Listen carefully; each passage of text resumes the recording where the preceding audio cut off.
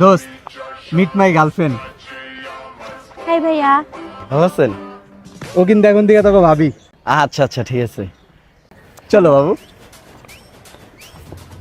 দোস্ত, এই যে আমার গার্লফ্রেন্ড, তোর ভাবি। ওয়ালাইকুম আসসালাম। তোর গার্লফ্রেন্ড? হ্যাঁ, সুন্দর আছে না? হ্যাঁ। ভালো আছেন আপনি? ঠিক আছে, ভাবি হয় দেখে রাইস। চলো বাবু, আমরা একটু ঘুরে আসি।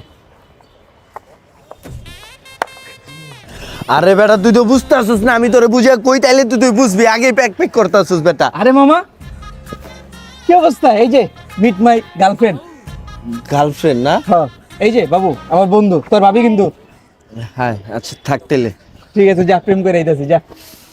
আসলে বন্ধু বান্ধব না কখন আইসা পড়ে। হ্যাঁ, তোমার দেখে আমি তোমার থেকে চোখ ফিরে যেতে পারতাছি না। হ্যাঁ মামা, দাঁড়া, কই যাইতেছস? আমি তো এই যে সামনে। এই যে দেখ, তোর ভাবি, আমার নতুন গার্লফ্রেন্ড। ভাবি না? ভাবি আসসালামু আলাইকুম। ওয়ালাইকুম আসসালাম। আচ্ছা ভাবি, যদি একটু মনে না করেন, ওর লাগে আমার একটু কথা আছে। হ্যাঁ আচ্ছা ঠিক আছে। 1 মিনিট। কি মামা? তুই আগে আমারে ক, নাটক করস তুই আমার লগে? জানো যে আমি সিঙ্গেল, ডাক দেই মামা এটা ভাবি, এটা ভাবি, এটা ভাবি। সব যদি ভাবি হয় তাহলে বউই বকুন্ডা।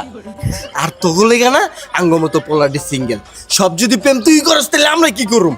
তোগুলো লেগে আঙ্গ হাতে সাবান তুলতে হয় বেটা। আজকের পরেতে তুই হয়তো প্রেম করবি না, আর নয়তো প্রেম করলেও দেখাবি না, মন থাকবো? ঠিক আছে। কিন্তু চোখের সামনে পড়িস না গার্লফ্রেন্ড। বাবু আহো।